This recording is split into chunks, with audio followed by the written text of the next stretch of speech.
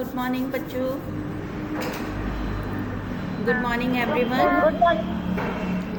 आज हम लोग टैक्सोनॉमी स्टार्ट कर रहे हैं। क्लासिफिकेशन आप लोग पढ़ चुके हैं ऑलरेडी। मैंने सभी टाइप्स के क्लासिफिकेशन आप लोग को पढ़ा दिए हैं।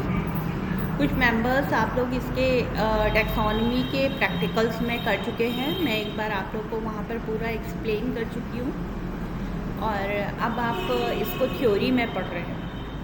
ओके, तो let us start with family Brassicaceae. ये इसका नया नाम है और इसका पुराना नाम है फैमिली क्रूसीफेरी। क्रूसीफेरी इसलिए क्योंकि जब इसके मेंबर्स के पेटल्स के बीच में जब हम क्रॉस लाइंस करेंगे तो वो एकदम क्रॉस की तरीके से बन जाता है, क्योंकि इसमें 4 पेटल्स होते हैं और जब हम इसमें क्रॉस कनेक्शन करते हैं वो क्रॉस जैसा फॉर्म हो जाता है। इसीलिए इस फैमिली को क्रूसीफेरी बोलते हैं। ठीक है, लेकिन इस एक नया जो नॉमेनक्लेचर था, जो क्लासिफिकेशन था, उसके अकॉर्डिंग हर क्लास के एंड में AC होना कंपलसरी था। ये आप लोगों ने क्लासिफिकेशन में पढ़ा होगा। तो आज मैं दोबारा से क्लासिफिकेशन वाले वीडियोस का आप लोग को लिंक शेयर करूंगी। जिन लड़कियों ने बाद में ज्वाइन किया है वो भी उसको देख लें। इसका क्लासिफिकेशन है डाइकोटिलिडनी, पॉलीपेटली, थैलेमीफ्लोरी, पैराइटल्स एंड ब्रेसिकेसी। ठीक है, ब्रेसिकेसी का पुराना नाम है क्रूसीफेरी। ये है मस्टर्ड का फ्लावर। ये आप लोगों ने क्लास में इसको देखा है, नॉर्मली भी आसपास के फील्ड्स में आप लोगों ने देखा होगा इसको, सरसों का फ्लावर।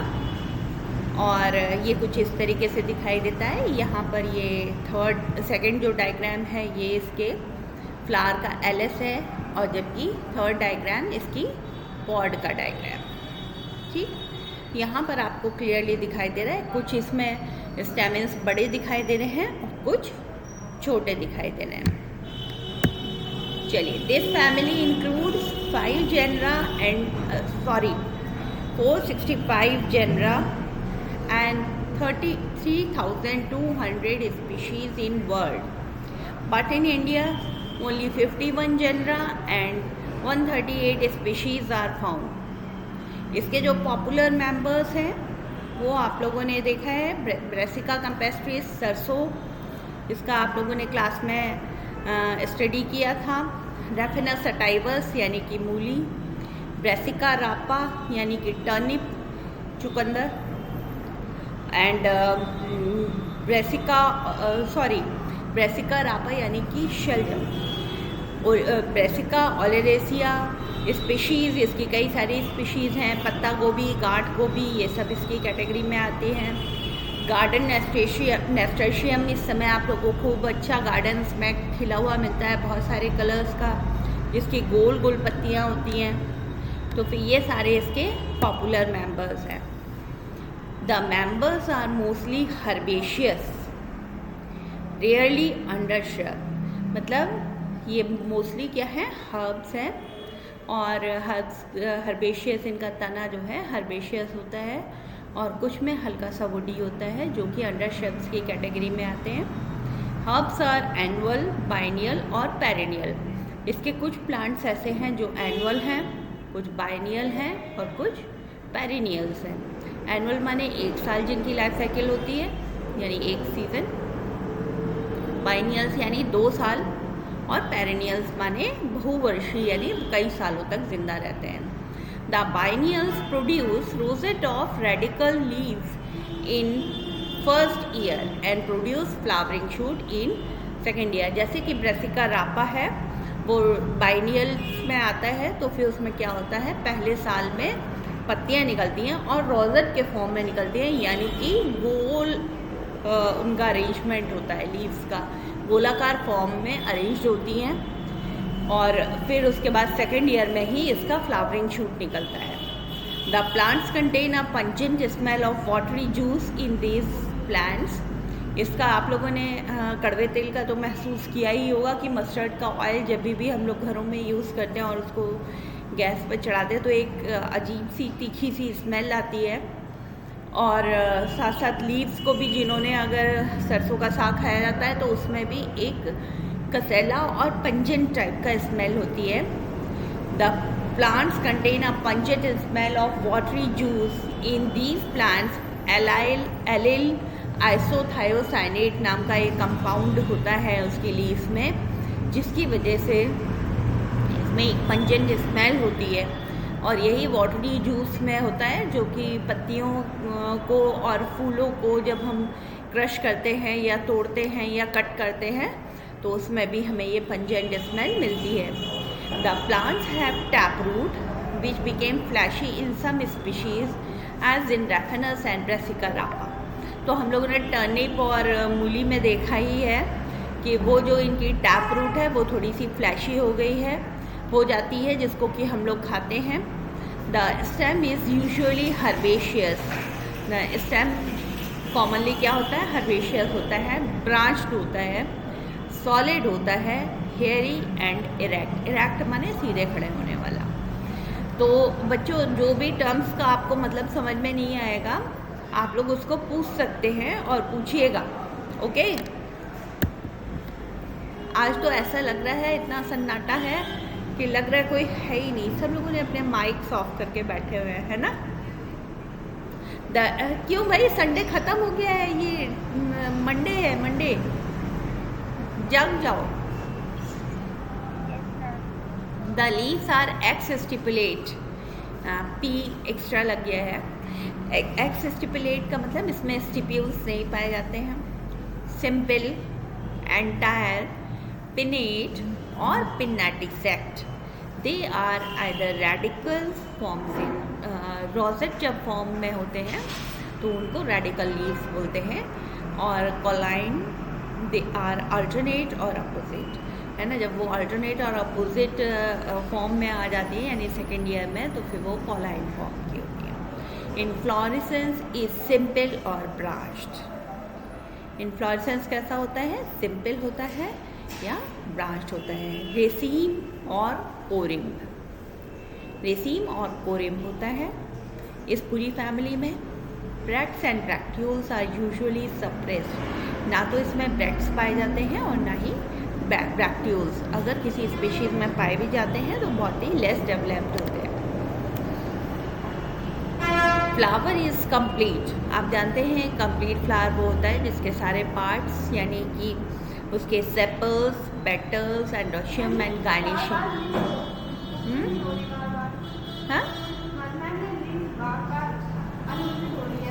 तुम्हारी नेट की प्रॉब्लम होगी, यहाँ पर तो वाईफाई चल रहा है।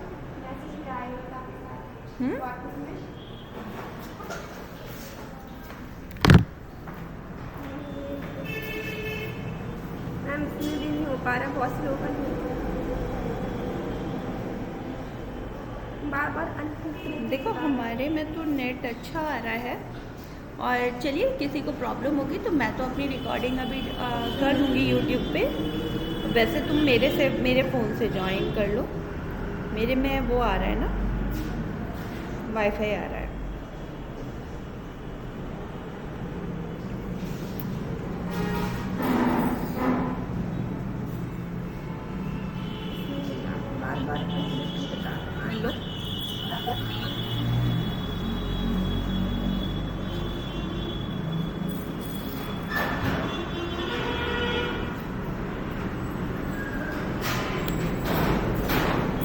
Okay, flower is complete, hermaphrodite, actinomorphic और ज़ाइगोमॉर्फिक। एक्टिनोमॉर्फिक और ज़ाइगोमॉर्फिक, एक्चुअली ये सारे टर्म्स का मतलब मैं आप लोगों को प्रीवियस लेक्चर में बता चुकी हूँ, जिसमें कि मैंने फ्लावर के बारे में बताया है, सारे फ्लावर के पार्ट्स बताए हैं और उनके सारे करैक्टरिस्टिक्स भी बता चुकी हूँ, इसलिए मैं बहुत ज़्यादा उसको एक्सप्लेन नहीं कर रही हूँ बच्चों।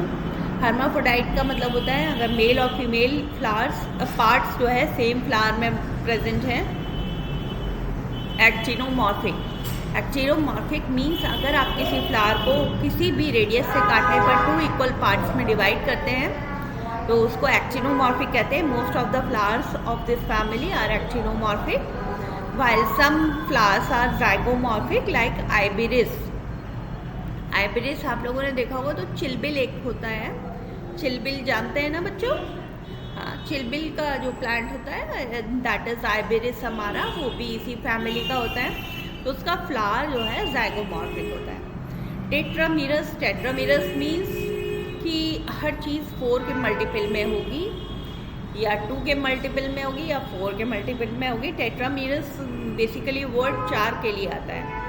हाइपोगाइनस, हाइपोगाइनस मीन्स गाइनीशियम के नीचे से सारे फ्लोरल पार्ट्स निकलते हैं, then the flower is hypogynous. Hypo means नीचे, गाइनस मीन्स गाइनीशियम के, देन यू कैन सी कि all the parts are originating from the lower part of ovary.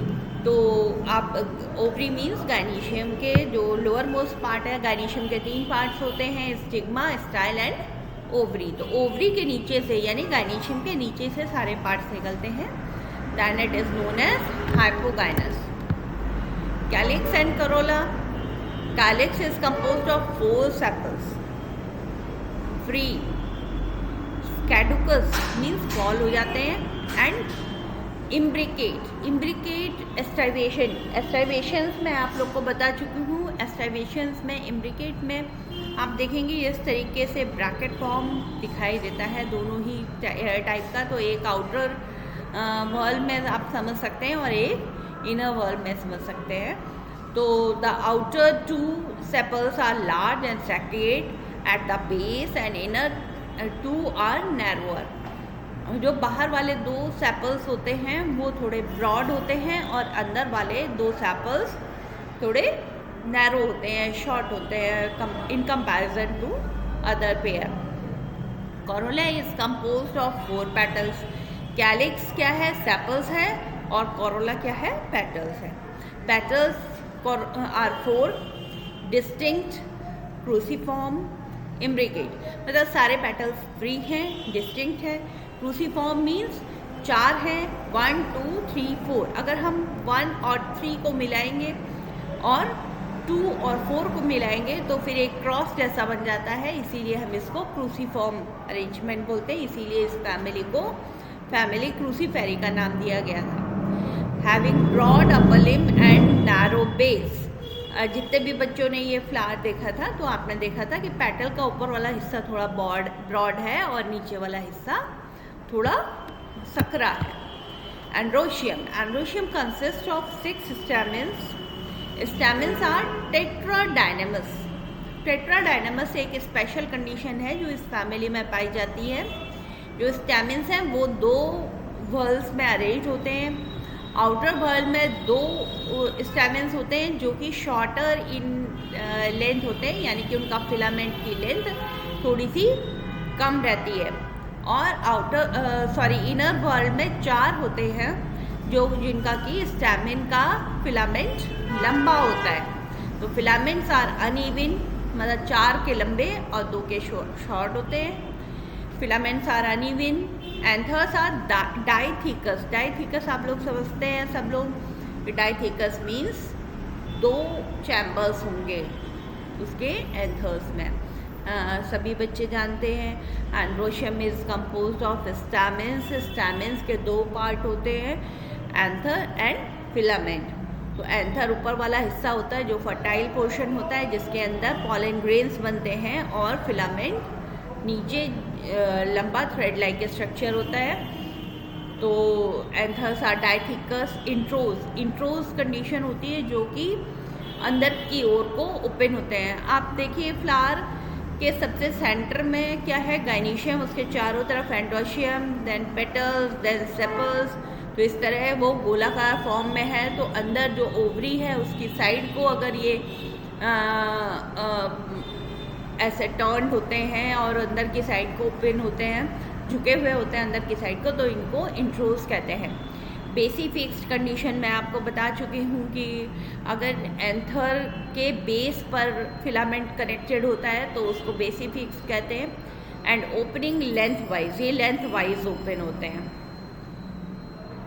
मतलब जब मेच्योरिटी हो जाती है तो पॉलन ग्रेन के डिस्पर्सल के लिए ये लेंथ वाइज ओपन होते हैं। A disc is present at the base of stamens, have 4 nectariferous glands opposite to the sepals. Sepals के अपोजिट इसमें 4 नेक्टरीफेरस ग्लैंड्स होती हैं। The nectar is secreted and poured into the pouches of inner gibbous sepals। जो सेपल्स हैं तो उसमें 4 sepals थे, 2 बाहर की ओर और 2 इनर की ओर। तो जो अंदर वाले सेपल्स हैं उसमें एक पॉकेट बनी रहती है, उनको इसीलिए गिब्बस सेपल्स बोलते हैं। तो इसके अंदर को वो पूरा का पूरा नेक्टर पोर कर देते हैं। The gynoecium is bicarpellary. Gynoecium bicarpellary होता है, syncarpous with a superior ovary. ठीक है, ओवरी अपने आप ही सुपीरियर हो जाएगी अगर उसके बेस के नीचे से सारे फ्लोरल पार्ट्स निकल रहे हैं तो। सिनकार्पस यानी carpels are fused. A false septum raflum is present from one parietal placenta to the other। Parietal presentation होता है, स्पेलिंग थोड़ा मिस्टेक है आगे। पैराइटल की स्पेलिंग है RIETAL। Parietal placenta to the other. Parietal यानी पेरीफेरी पर जुड़ा होता है। ओवम ओवरी ओव्यूल, ओवम नहीं ओव्यूल उसकी ओवरी पर बाउंड्री वॉल पे अरेंज रहता है, यानी पेरीफेरी पर अरेंज रहता है। Ovary is divided into 2 locules by replum. Ovary जो है लॉक्यूल्स जो डिवाइडेड होते हैं वो रैप्लम की मदद से डिवाइडेड होते हैं। द स्टाइल इज सिंपल और एब्सेंट, है ना।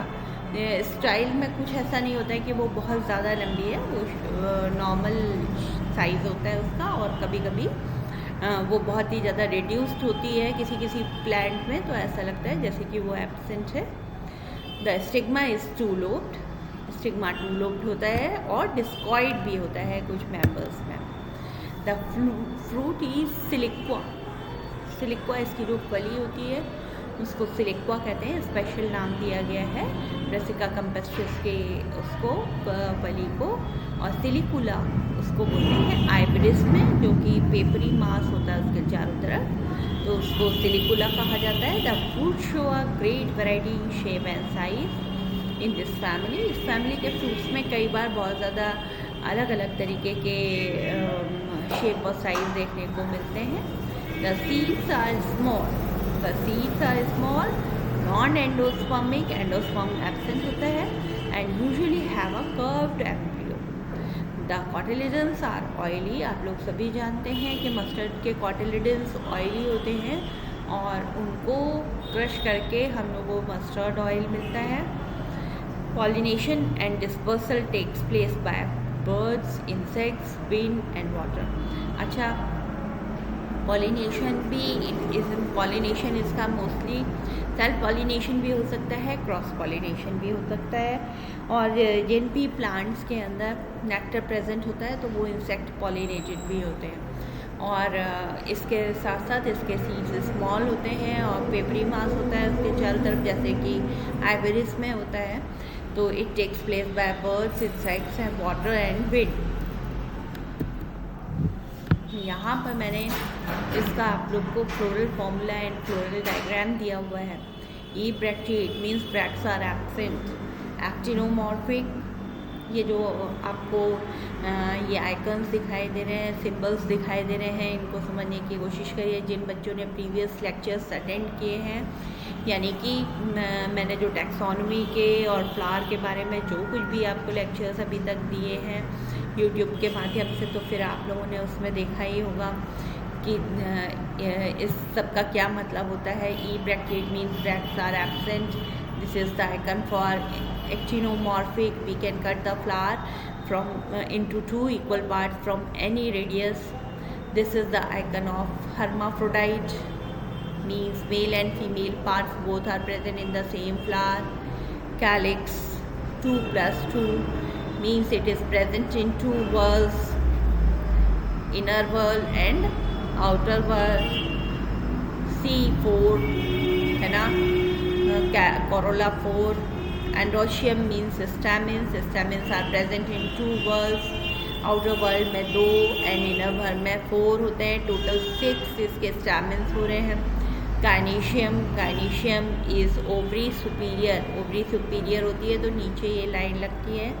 एंड 2 लॉक्यूल्स, बाइलॉक्यूलर, है ना, और ये both the locules are fused, carpels are fused.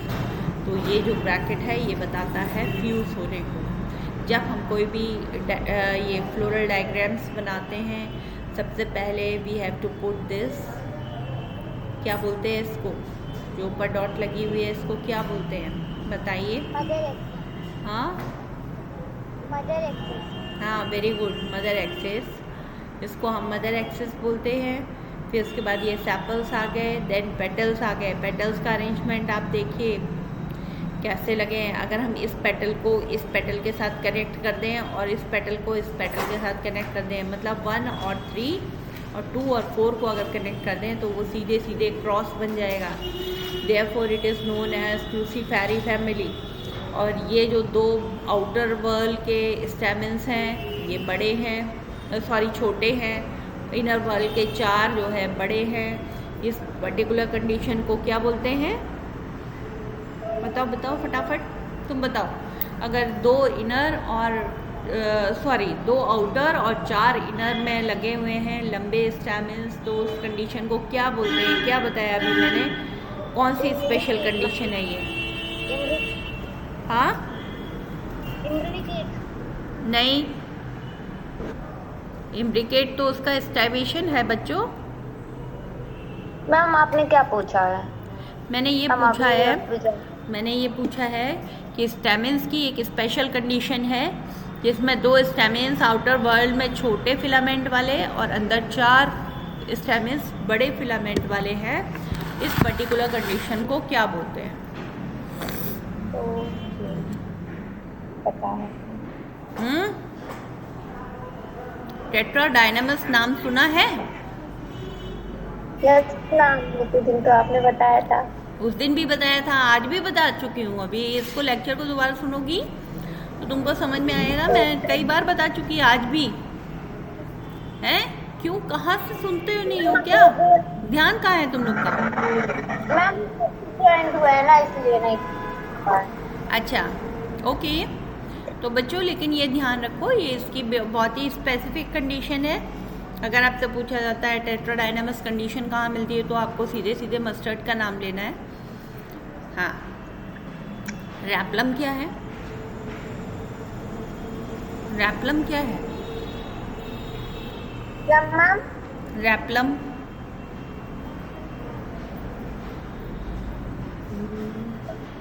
अभी अभी तो बताया आप लोग को। फॉल सेप्टम है जो कि लॉक्यूल्स को सेपरेट करता है ना? तुम लोग ध्यान से नहीं पढ़ रहे हो आज। या अभी संडे इफेक्ट, हाँ संडे का इफेक्ट बाकी है। चलो बच्चों, हाँ आज बच्चे भी कम हैं, क्लास में भी कम बच्चे हैं। तुम लोग के क्लास के काफ़ी 25 के आसपास रहते हैं बच्चे अक्सर।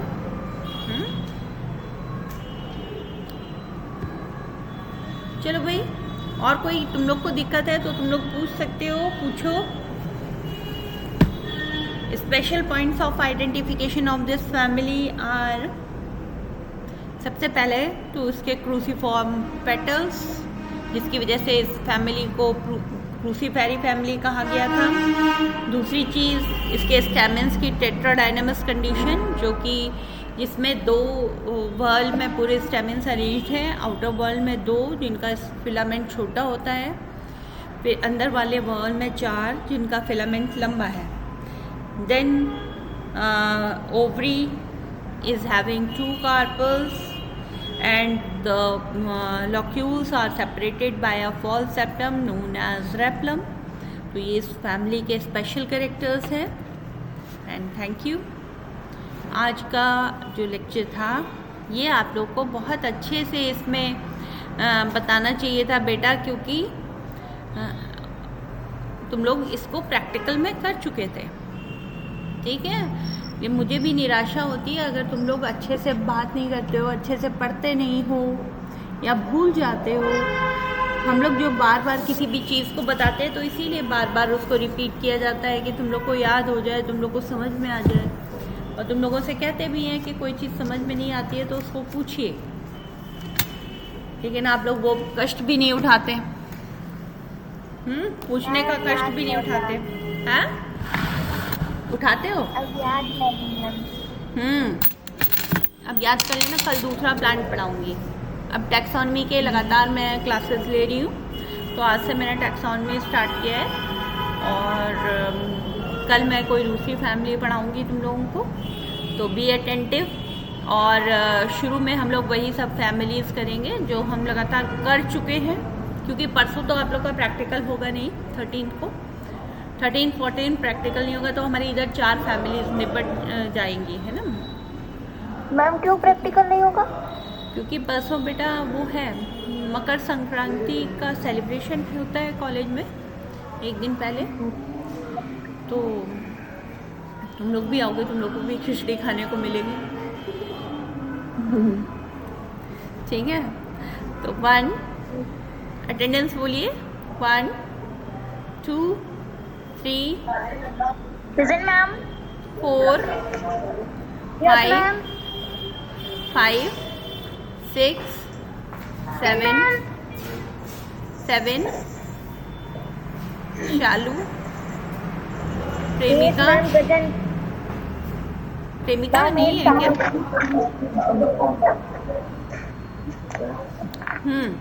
वर्षिता, present ma'am.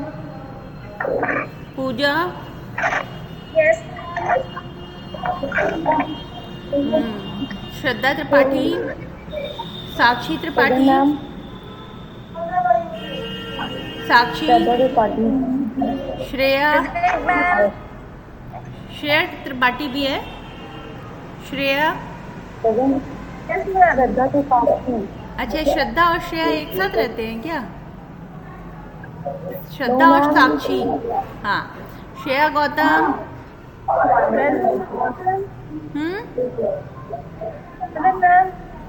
Saina, present ma'am.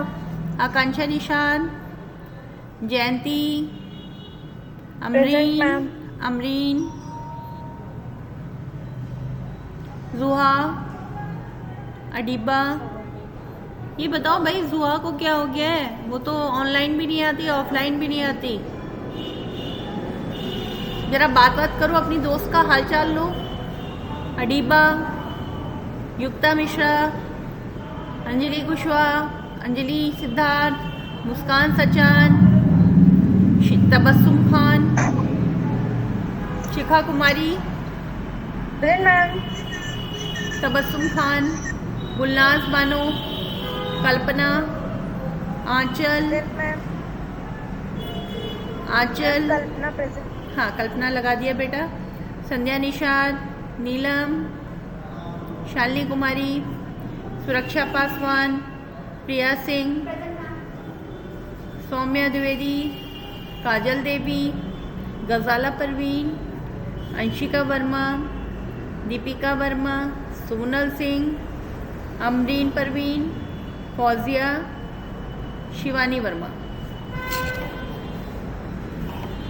Ma'am 3 present है, लगा दी। हाँ 3 की लगी हुई है। प्रिया गुप्ता, मैम। हाँ प्रिया तुम्हारी लगी हुई है। Okay ma'am. चलो बच्चों, आज के लिए इतना सफिशिएंट है, लेकिन इतने से काम नहीं चलता है। सिर्फ क्लास अटेंड करने से काम नहीं चलता है। मेन एम आपका होना चाहिए कि आपको वो चीज़ याद हो जाए, और याद जब तक नहीं होती तब तक पढ़ते रहिए। रटना नहीं है, लेकिन पढ़ना तो है ना। उसको पढ़िए अच्छे से, और जो चीज़ समझ में नहीं आती उसको पूछिए। समझ रहे? बिना पूछे काम नहीं चलेगा। Yes ma'am. Okay, bye bye. Bye ma'am. Bye ma'am. Bye.